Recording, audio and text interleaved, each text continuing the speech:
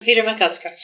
Right, so you're going to have a chat today and tell us all about your life in the back streets. When were you born? I was born September 58. September 58. And you were born, so you can tell away, so you were born in the back streets then? September 58. Wellington Place was born. No, I wasn't born, that's where all these streets around here get them mixed. Wellington Road is... I was reading about it, right? It's just around the corner from us. Well, Wellington Place, right? Just there beside the barracks. I was reading... it was originally called Wellington Place after the Duke of Wellington. Right? And then he supported Catholic emancipation in 1829, sometime around. And the people in Enniskillen wanted to change... No, the authorities wanted to change his name to someone else after he had supported that. But the people in the town said no. And Enniskillen, being a barrack town, kept his name. That's why he had Wesley Street round the corner, which was Duke of Wellington's surname, before he got made Duke, or whatever. So the back streets, when was it? So the back streets, you're talking about the back streets. They were built in when were they built? The house that I lived in was 3-story. He had ground floor, first floor, second. I know nothing about them, so yeah. And they were built in... 1830s, 1840s. Right. Was that Georgian? Edwardian? No, but after Georgian. George III was 1760, 1820. Right. Then you had William IV, and you had the Regency period. We were built around about then. And the reason I know that is I've done history school. That's how I know about them kings. Right. Because I've done history 1760 to 1914. British and Irish and European. Well, around that period. Around that period. But I grew up there. Of course, when you grow up, you never pass much remark from where you grew up. You go out to play and you have a game of football. That time there's no cars on the street. Was it a poor area or a rich area? Nobody had nothing. Everyone was the same. That's what I've been told of. Oh. When you're that age, 5, 6, 7, all you want to do is go out and have a game of football, whatever, play out and after, what we call out and after, a game of tag or whatever. And just carefree. Not a care in the world. To all sorts of this. You never called any woman, except you never called her name. You say, like, Mrs. Boyd or Mrs. Martin. You never called them by first name. No. It's your elders? That's true, it's good. Because one day I was out in the street and Sir Boyd's father, Eddie, came along. Eddie was a lovely man, right? He's a carpenter. He's no bigger than me. Right? And Eddie always said, you say hello, Mr. Boyd. My name's not Mr. Boyd. That's not my birth certificate. I had no. Anyway, he came along with it and he says, how you doing, Peter? And I says, how you doing? And I said, wallop. My father was standing behind me. You don't call anybody by their first name unless you went to school with them. Listen, no, but next time you come along, you're looking behind me. So did you have, was there a big family? Did you have a big family? 7 of us. Was there 7 of you? Aye. So many, was it boys, girls, obviously? 5 boys, 2 girls. 5 boys, 2 girls. It's funny that, right? Because out of all of us, only 3 of us were children. Is that right? The eldest brother just as one. There's a boy. His sister, she has 2 boys and a girl. And I have 2 girls and a boy. The eldest brother, Jackie, his son, Stephen, my boy, he'll be 15 next month. But he got married late in life, so we can't see him having any children. And have they moved away? They all moved away? Jackie's been in London since 1970. Right. Louise followed him in 72, 73. Trudy was in Mary Warmboy. She was a teacher down there until bad health got hold of her. Charlie's the only one who stayed in the town for all the time. And yourself? I went away in 86 and only came back in 2014. Oh, right. And the other younger than me, he's in Vietnam. He's been there 20 odd years, and before that he's in India. He's the one with the itchy feet. He travelled. And then the youngest brother, Paul, he just came home there in August. With my older sister, he doesn't have anything to do. But he just got the all clear for cancer there a couple of years ago. He got an abscess in his tooth and it cut his gum. Throat cancer. I say, he only got the all clear from about 4 or 5 years. And was it whenever you were growing up, like, what did your mum and dad do? My dad was a bricklayer. My mother never worked until Paul went to secondary school. Well, she probably did work. She was working after you lot, but yes, I know, because years ago... After the youngest went to secondary school. So Paul's birthday, he's 16 next month. And your dad was a bricklayer? And then, so your granddad, did the family originate from the back streets? Aye, down Queen Street. You know, yes. I don't know if you know the town hall. No. You know where the cop shop is? Yes. Well, that's Queen Street, right? Yes. Well, the petrol station is down there. Right. My granny used to live there.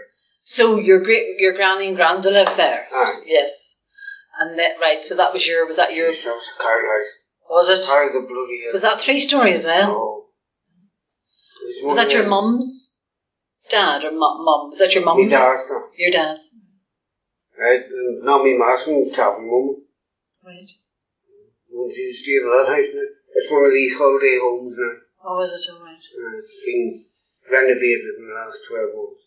And why was it a cold house? Just because obviously the one fire, whatever the fires, just then no heat, is it? That's it. 90% of the houses didn't have a toilet in the house. That's right. We were lucky. My father put in a hot press, a boiler, and put in a bath in that room. But that was all from Mum and Dad's bedroom.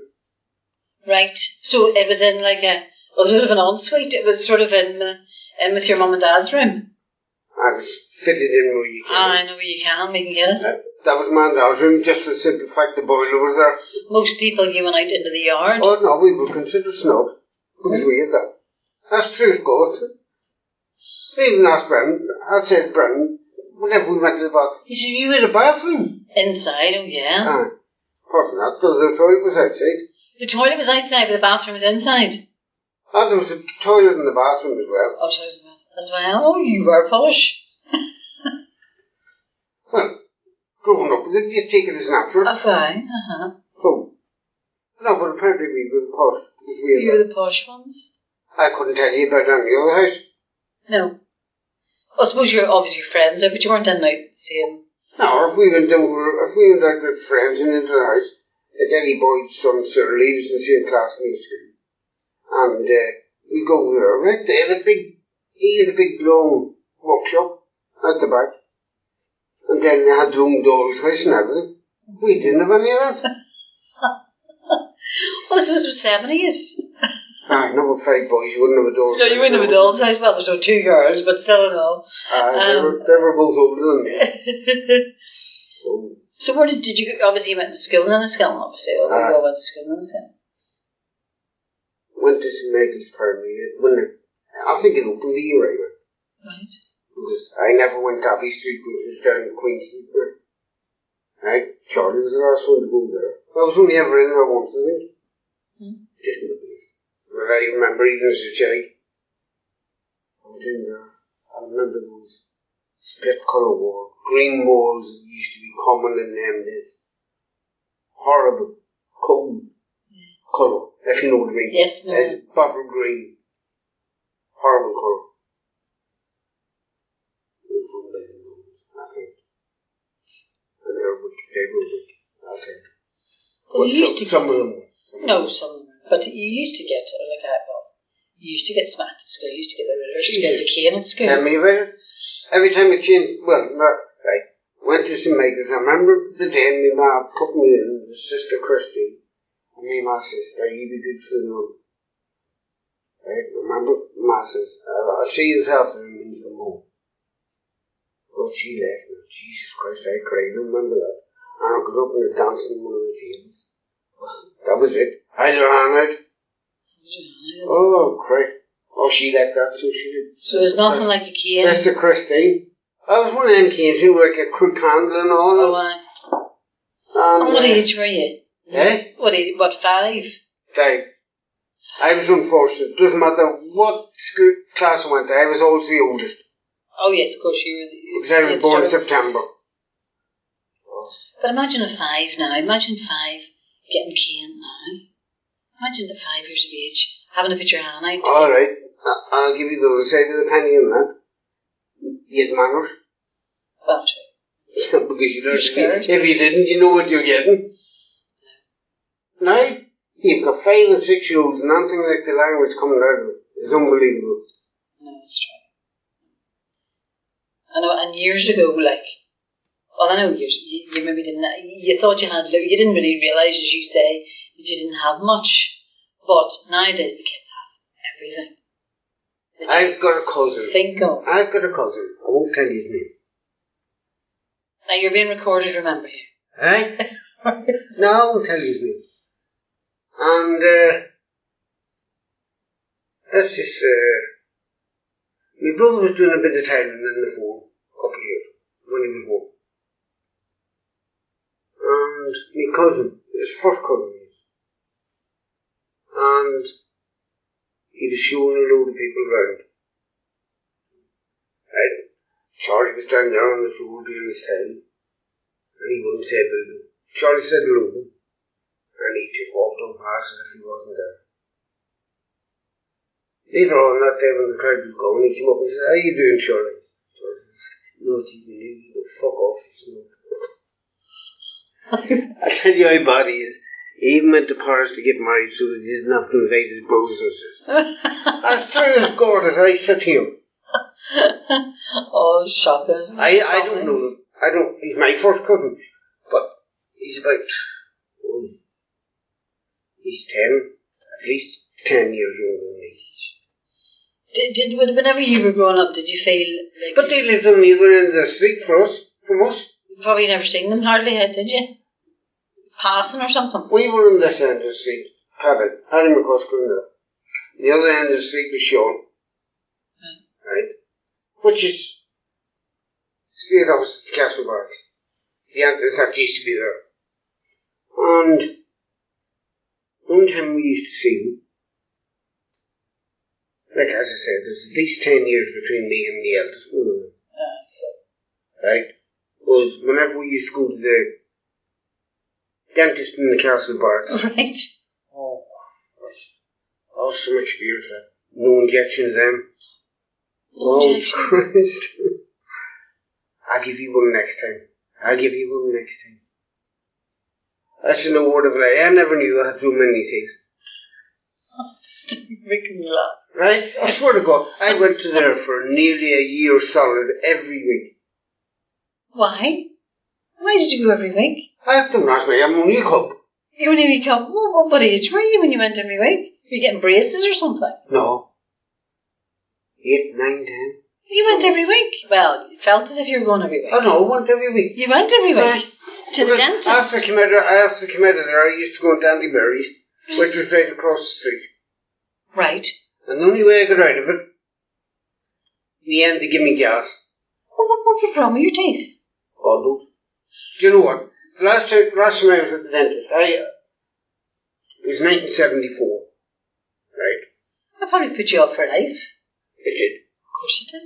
Right? But the last time I had braces there in 74, and that was the last time I was at the dentist.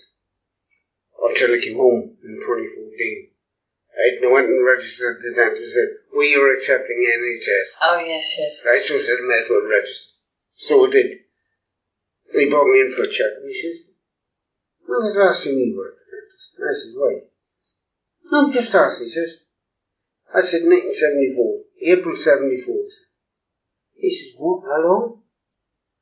He wasn't even born, he wasn't even a dirty thought. And he says to me, Jesus, he says, do you know what? He says, for the length of time since you've seen the dentist, it's 40 years, he said.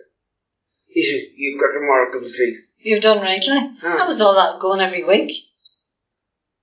Jeez, I must have only had baby teeth then. Or changing over, if you know what I mean. And whenever you went to the dentist, like, obviously then... No, all our families the same. No injections, nothing. Charlie went there, he went there for ages now. And so you... Only way he got rid of it, gas. I remember years later saying to me, I said, Mel, tell me this. I said, you know all them times we went to the dentist in the Castle Bar? She says, what did it achieve? I said, what do you mean? I said, because at the end of it, the gasters and took them all out. Stop making me laugh. Right? And you know what they said that we're leaving after being gassed? You're like that on a noise, right? Take him down the town and buy him an ice cream. An ice cream, yeah. I didn't get no ice cream, you know.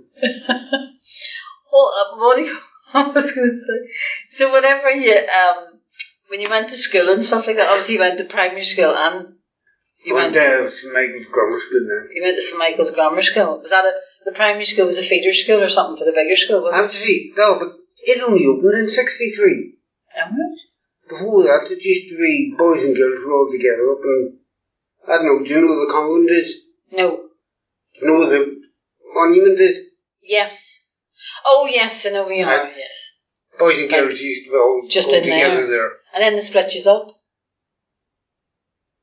And then the girls went, let me see, where did the girls go? Oh, the girls stayed there. And the boys went then to St Michael's, which was built in the middle of an estate that had only been built in the 1950s. So that opened in 1963?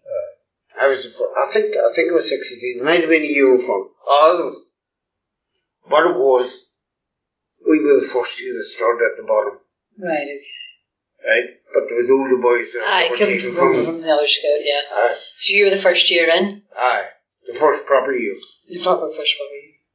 Right, and then the girls stayed where they were until they went St. Teresa's and all that. The same thing now when the daughter was born. She was born in 84 and it was open then. And did you like school? I loved it. Did you love school? I did. That's true, of course. Even with the smackings and the telling off and all that. That was in the first day of primary school, right? First day of grammar school, right? She like, I don't know what to do. But we went into 11th class and I said something. I don't know. Actually, I'm up there getting hammered again. So basically you got hammered the first day and then they didn't touch you for the rest of the time, is that right? I had a bit of a rough time. First year and second year in St Michael's, in the grammar school, I had a bad time. First and second, not a bad time. You had all these boys coming in from home, Irvinstown, Leslie. Was there a bit of we never had that. No. In the primary school, it was all in the school. And then you knew everybody? Aye. Oh, God. And then there was different ones coming in from different areas? Yes, like the house where I was brought up in, I was only demolished about 75, 76. But they put us out of it 6 years before. Why did they put you out? Because they wanted everybody else before they started demolishing. And you know what, to be honest, they took the whole heart out of it. Was it unsafe? Why did they demolish the back streets then? Was it unsafe? Did they demolish, bear with me because I'm not, did they demolish the whole area or bits of it? Give us a bit of paper. Okay. Did they demolish the whole area? Aye, just give us that. No, yeah, there's that guy. You go. Just the back of it. You see, I'll tell you. I'll just do from the town hall down, right? Mm-hmm. I'll do straight line. You had the back streets down there by the cop shop. And then you'd move back streets down here, and that's where I was. Mm-hmm. You had the Castle Barracks, I said. Okay. Right? And the Castle, or Wellington Place was built for the officers. At the town. Okay. Right? And the back streets, well, they're only again. And after the people. Okay. And then you had the cop shop right at the end. But. So why did they demolish all of the back streets? They demolished them in the early mid-60s. Did they? And was it just because they wanted to rejuvenate the area, or was it... No, I'll tell you what. Shopkeepers. Yeah. Right. Now, you believe it or believe it not. How many people do you think own their property in Enniskillen? On the island. On the island of Enniskillen, there's quite a lot of posh people. I don't know, 60 to guess. 60%. Do you know who owns it? 3 people. 3 people? 3 families. Really? Everything in the town is leased. Is it? I didn't know that. To this day, 3 families? To this day. 3 families, and they've done that through generations? That's been ever since I've known it. Right. The council, even the town hall is leased. So your family rented? Did your family... My granny owned the lease on our house. Owned the lease in your house, right, okay, gotcha. Was it a 100-year lease or not a 100-year lease? You guess 50 year, who knows? Excuse me, you guess it's good. But she also had another property in... But she leased it? Eh? She leased it, yeah. Let's see. And then she sublet it to my father. But then she had another property right beside it, well, just across the street from the town hall, and one of my aunties lived in there. Then my other auntie, she still lived at home. And then I don't know who owned Sean's house, at the other end of the street. I don't know who owned that. So they decided just to demolish them all? Now the shopkeepers are up in arms again. Right? They got their way then because they wanted a service road round the back so that they could unload at the back. Right? And of course then people were starting to buy cars then. That's why we were able to play football on the street because there was no cars. On our street alone, I think there was only 2. One was Mr. Eldon, and that only came out on Sunday. Across the street from him used to be Cecil Kettle. She was a band leader. And he had the... What do you call him, Cecil Kettle? Cecil Kettle and the Skyrockets. Cecil Kettle and the Skyrockets. But he played all over Ireland. Did he? Some David, he was in my class at primary school. But, geez, he made me laugh one day. Cecil was playing down in Dublin. That was the time the troubles had just started. He bought a new car. He drove the car down to Dublin. The rest of the band drove the band van. And Cecil, he'd only had this car about a week, maybe a month, maybe. It was brand new. Then he parked it down in the secure parking in Dublin. Well, he played that weekend and he went back to pick up the car. There it is, sitting on bricks. So he looked at the car park and said, whoever looking after the car. He said, I thought this was a secure car park. He says, it is. He says, where did the wheels go in the car? He says, your car is still there, isn't it? It was up and... Oh, still there, technically, still there. Right. He came back from Dublin that time on the way, and the insurance was to pay it out. On the way. He got himself another new car. He sent down Dublin a couple of months later. Let me see what happened. Oh, there was the thing, right? If you went into Dublin with a northern plate, you're asking for trouble. Right? Everybody knew that. Cecil was so proud of his new car. Did the insurance pay it again? No, the insurance said, if you want a new car, said you're going to have to pay for it yourself. Oh, but it's the way Cecil used to tell. So there's only 2 cars in the whole street at that time. Aye. What age were you then? Then, 9 or 10. I'm sure it changed then by the time you left. I didn't live till 86. That's what Oh. cars everywhere. We moved out of there. We moved into our new house on Tuesday the 2nd of October 1970. I had only just started in St Michael's College the month before. And my brothers keep getting it wrong. So, because whenever they want to know something, they come to me and say, do you remember when that happened? And I say, aye. So, the eldest brother phoned me up there a couple of years ago.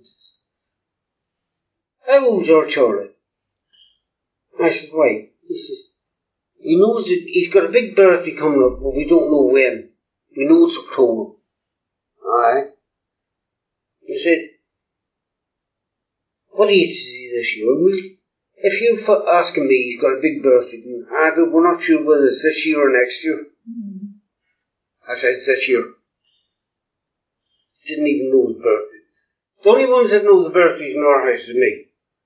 Do you keep it all, in your head, just you know them all? I thought, even history. You just really had a passion for it all and you remembered it all. Did you enjoy it at school? I suppose you enjoyed it at school, didn't you? I got an A-level. There you go. I got a B in A-level. Did you finish That's always fascinated me. Did you go to university or anything, or did you? Well, I had the qualification. My A-levels, I'd done 3 A-levels.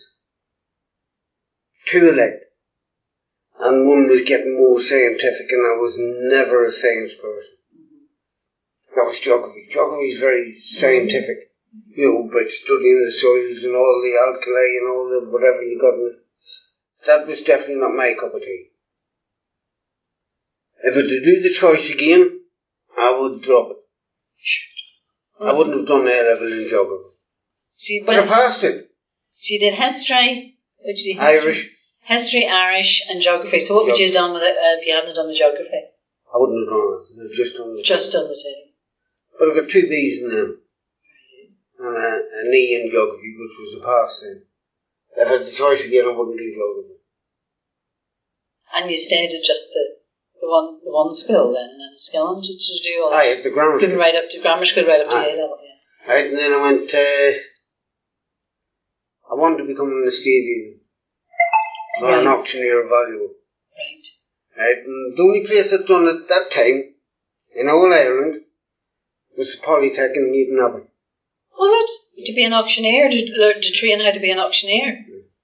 Right. Up until then, if you'd done 7 years in the office, you became qualified. Same as if you'd done 7 years in the solicitor's office. But then, round about that time, 77, 78, things were changing. Where you had now to go to the Polytech at Newton. So if you did 7 years as in the office, just in the office, doing general duties and things like that, in an auctioneer's office, after 7 years, or solicitors, you became a solicitor? An auctioneer or a solicitor. Well, surely were you the trainee then? They said you were a trainee then?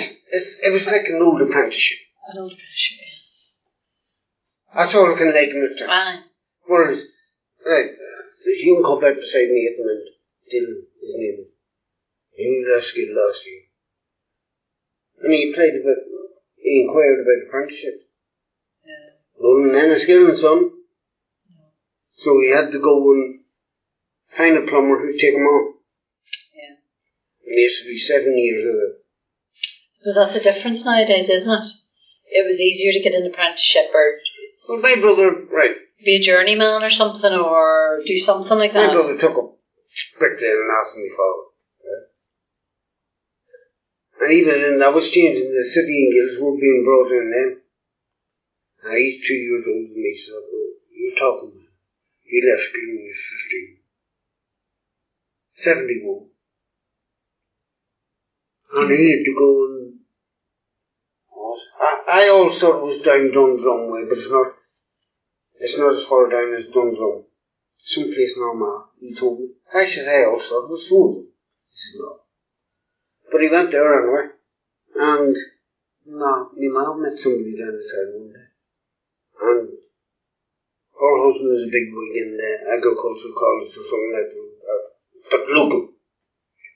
And she'd awoken up. Mum says, leave it with me.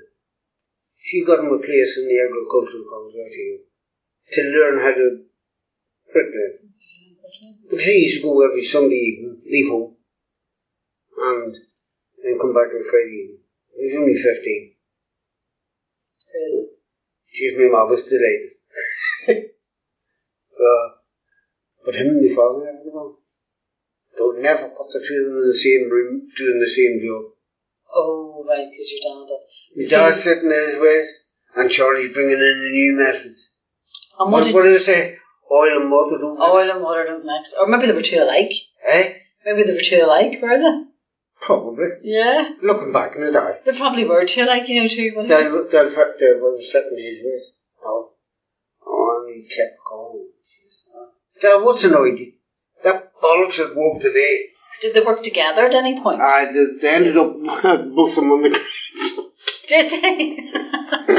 They ended up in the council and they ended up in the same gang. Oh no! Oh Jesus! That fella come home and he'd be there on a hump on it. Sorry, he said, never mind. He doesn't like the new ways. He doesn't like being told. I said, no, Charlie. Well, it's like somebody coming in, you're 12, you know, they're 12 telling you what to do, you've done it your whole life, you know. Aye. But I'm sure that was the same whenever he learned of my granda. I'm sure. What was your... Did your granda? My granda was very concerned, fucker. Was your granda bricklayer as well? What was your granda? Aye. He was a bricklayer. Oh, right, okay, so it's in the blood. He used to work for Charlie Pierce up in Dolan Street. Which is, we lived down the bottom of Wesley Street. You go up Wesley Street, you're in Dolan Street. Right, which is still there, which is the main street. Right? Charlie Pierce's office is just across the road. It's still there. Somewhere. Your family must be really well known, isn't it? Who? Your family in general. Whenever my dad died, 2008, in the middle of winter, I never seen as many at a funeral in my life. Right? The hearse couldn't get anywhere near the graveyard. Right? And it was the time the new cemetery opened. That would have been, my ma was the second person in there. My dad died 2 years later. You couldn't get anywhere near the cemetery. Either from that way, which was the main road, the Irvington Road, or from that way. Right? You just couldn't get through. In the end of my father's coffin was ferried along the crowd. So died. Right? Passed all the way there. You couldn't get through the crowd. I reckon it was at least 3,000 men. But my father was well known. Yeah. Whether for good or bad. Oh, was he a bit of a character, your dad? Oh, he was. He saved two people in the lot. But like yourself, then? Hey, oh, jeez, I'm no character. He saved two people in the doctor. Did he? One was in the 1930s. He was only a couple at the time himself. He could only be about 12, 13. And was when he pulled somebody out of the lot. He jumped in off and pulled him out. That was in the local paper. God, he was lucky, wasn't he? And then did he save somebody else? He saved somebody else a few years later. Then by the time when they were building the post office here along this road, there was a steep hill coming down the gap. I remember because I used to go and I used to work for the dog. Right? There was a fella, Kevin Morris, and somebody's driving the digger, the tipper truck, with the tipper at the front, coming down the steep hill, and Kevin Morris was in the hole, the steel fixing, whatever they were doing down there. Didn't the tipper tip over into the hole? Oh, Jesus, I was there. I remember watching. I could just like watching it now. Slow motion. And did he die? No, Kevin lived then, but he died not long after. A young man.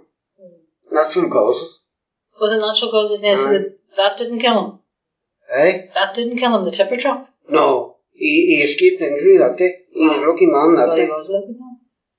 But he died a young man. And your dad jumped in because I suppose it wasn't the same swimming lessons, was there? Right, this building is here. Aye. Right. So you're just... there as you come from the main road there. Yeah. From down. Yeah. Right? There used to be a road straight down there. Right, okay. Right? And it went, and there used to be a little pier down the bottom of it. And then that was it during the law? And There's another fella, Kieran Kiernan. He used to live on the house on the corner here. Well, the BT places now, that used to be a bakery. Mm-hmm. And the road went straight in there, and Kieran fell in one day. And I fished him out a couple of days later. I'll never forget them. Because I suppose them days you didn't learn to swim, did you? Or did you learn? Do you know what? Did you swim? I thought it was my ma, right? It wasn't my granny down in Quincy. It used to be Patrol Royal School. Uh-huh. And they had an outdoor swimming pool. And used to do a family ticket during the summer. I think it was £1 for the family then. A lot of money then, but that was a lot of money then. Bunker all now. You didn't really have swimming lessons years ago, like, sure you didn't. You didn't really have, there wasn't such a thing as swimming lessons and all. Patora done and Derrahara done. No. Derrahara used to have an outdoor swimming pool as well. It was the best one. Mm. You know, facilities wise, Patora was just basic. But it used to be Ma Wheeler and Jack Wheeler. I'll tell you, they were good teachers of swimming. But my youngest brother, Paul, he went out there. He's the only person I know, I tried it. The only person I know would dive in the shell and not hit the bottom. That's his goal. He'd never even. Oh. And do you see when you were growing up, did you go out in the loch much? No. So I mean, it's all. No, it's just in case. So you didn't go out in boats? And No, there's none of that. Christ, we couldn't afford a boat. No, of course not. Well, no, nobody can afford a boat nowadays. But mind to say that you didn't play about on the the water other much. side, no, down by the cop shop there. Mm-hmm. Right, there's a couple of fellas that used to live in the back streets over there. Right, Tony Corrigan, one. He used to leave them sixpence a day. Sixpence a day. And did you do? Well, because of the lakes here and all the loch, whatever. I know, but you see this, right? See where this is now. Yeah. There used to be a fence, a paling fence, if you know what I mean. Yeah. Well, it was more visible. Corrugated fence. Yeah. That's what it was. Mm. And it used to like coming up at the top of the cat. So it was all around the cop's field, so you wouldn't get in. Couldn't get in. But we lived where we lived was just over there beside, at the back of the chapels. Right? You used to know. You go in through the bakery and climb over the fence that way. Or there's a tree hanging over and you used to. But we used to go into the cop's field and play football. So you played football and stuff like that. Did you go fishing and all? You went fishing. Oh, that fella used to take us out the road. What do you bring us out here? Did you not enjoy the fishing? You get good perch at this time of year. Bony? Perch would be bony, wouldn't it? Oh, anyway. Oh. Anyway. We're out the sea. Jeez, he was catching perch right in centre. And he says, come on, we'll go home now, we've got enough for the tea. I says, what? I said, what are you doing then? Are you bringing them home with you? He says, oh, you could. I says, Jesus, I'm not eating them. I'd had one before. No way am I having another one. Is it just because they're bony and they're small, or you don't like fish? You didn't like fish? No, I love fish. They're very bony, aren't they? I'm not having any of them again. There's another time, he's cooking mackerel. Well, the mackerel's nice then. And he cut these mackerel down in front of me on a plate. He says, there you go. He says, oh, be careful now. I said, well, he says, whenever you're eating that, he says, make sure you got a dry bread to go down with it. I said, why is that? He said, it'll catch the hairs on the way down. Oh, took a mouthful, Jesus Christ. I said, here, you let them know how much you can have made. Well, I suppose years ago, like even... Oh, that was perch. Perch was a delicacy. Like years ago, you didn't have Tesco's and Lidl and all that kind of stuff. I don't know what they all did, but I mean, you had a dinner a day, didn't you? You had something, you had a meal a day. Well, but you had a meal. You didn't have all these different concoctions. Oh, jeez, no way. No. Just one day of it. You had to eat what you were given. Oh, Christ. Before we moved, my mom used to hate somebody. We used to create a competition. Potato competition? The four youngest of our family, there was Charlie, me, Colin, and Paul. We used to have competitions on Sundays who could eat the most potatoes. Seriously? Is this potatoes with skins on? Love those. So potatoes with skins on? We used to have, my mom used to hate it. Because she'd say, how many spuds will you put on today? I don't know. Are you having a competition today? I said no. So she went and asked Charlie. Charlie says, you only bought 2 pots, 2 big pots. 2 pots of potatoes? I hold the record. 42. 42 potatoes? Is that full potatoes? No, they could be that size. They could be bigger. It's whatever was in the bag. That's right, because you just kept the skins on and then boiled them and what do you call and they're all 42 potatoes. Did you? Well, you only had the potatoes, you didn't have meat or anything. Then you just had potatoes. I can't mind a bit of meat. This was you were that full up. I'm as bad today. You love the spuds. Love spuds. 5 kilo bag of me 2 days. Really? Is it a Fermanagh thing, the spuds? I don't know. I've always been that way. Is it Fermanagh people like spuds? Is it like the spuds? Charlie was at my house last week. And he couldn't go back home because Joan next door cooks his dinner for him. She didn't have dinner ready at that time, so he could go. Anyway, I came in with the dinner. I put it down on the table. He says, you still like the spuds? I says, I'm not cutting back. He says, what? I says, I was cutting back. The doctor told me to cut back. The spuds? Because I've got diabetes and apparently there's too many carbohydrates. Carbohydrates in the spuds? I thought they were good for you. Right. I said, Charlie said, we never used to bother about carbohydrates when we were growing up. And do you cook yourself? Like, you could cook? Did your mum and all teach you how to cook at all? You see, my mum went out to work when Paul went to secondary school. She went to work in a place, Ken Plastic, which is used to be up by Derrahara. It's where Tesco's is now. And she used to work there, but then she got a job in the Iron Hospital, which is where the Southwest College is now. And 2 or 3 nights a week she had to work till 8 o'clock. She told me one side. She says, Peter, do me a favour, will you? And I said, well, make sure you follow the dinner from the table at 5 o'clock. I says, and what do I get? And she says, what do you mean?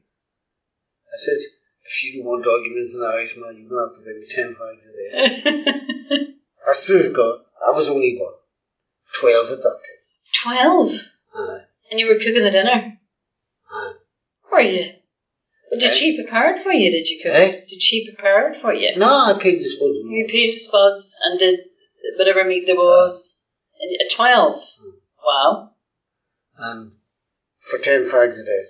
For 10 fags a day. So when did you start smoking? When you were 10 or 11 or something? Oh, God, for 6. When you were 6? There was a circus in this recording's going to be good. I'm going to... there was a circus came to the town. You know where the bus depot was right over there?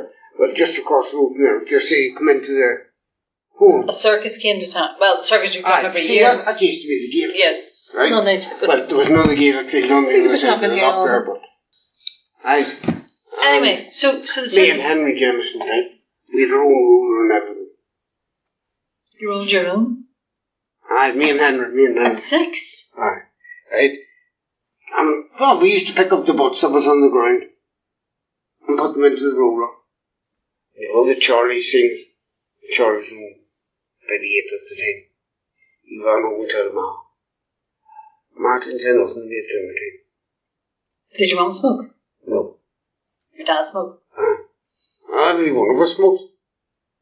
Right? And after Dad finishes dinner, he says, Peter. I said, oh, he says, oh, Jesus, I knew what that meant. Oh. Did you get murdered? Yeah, Mum's a victor in this handball. I found out. Oh, I'll tell you what, he gave me a good hiding that day. He did. I don't know when my sister used to bath us on the Saturday night. In a tin bath? Aye. No, not in the tin bath, no. Oh, of course, you had the bathroom. Right. Of course you did, that's right. And she was bathing. I took off my clothes and said, and I said, Jesus Christ, what are you all in black and blue marks? People went in there, right there. I said, don't know. Come round. She said, you weren't fighting? I said, no. She said, go down to a man out of them. I went down. Oh, my father's face just went.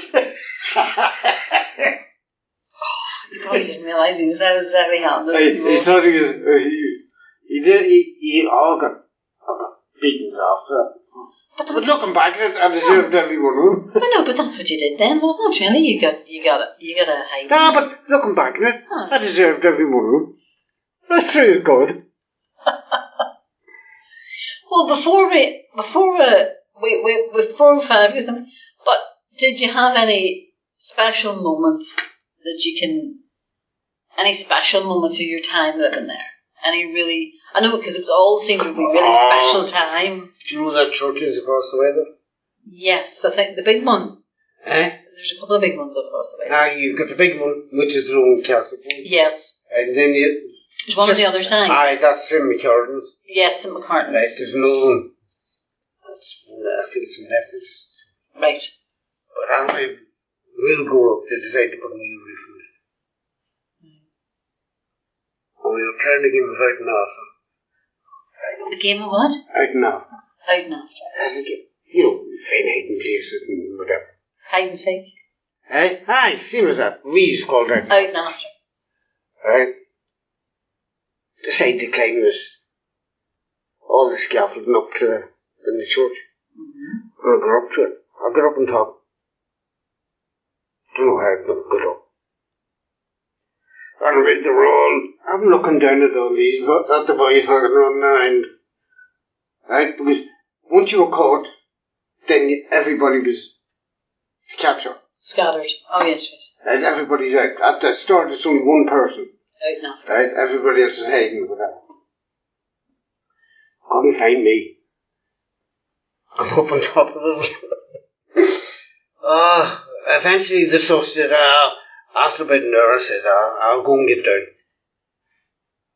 Couldn't. Oh no. I couldn't get down. What happened? Cops were called.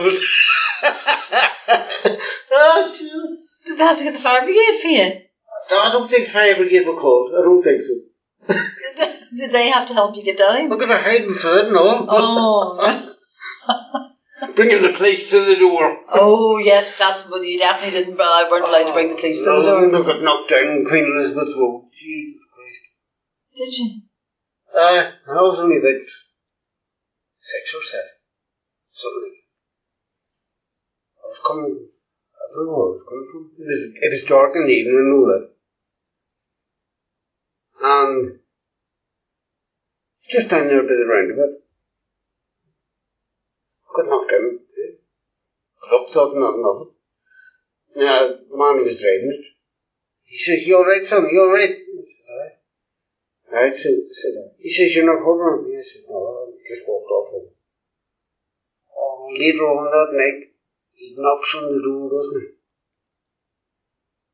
he? He says, "I've just come to see if your cub's alright."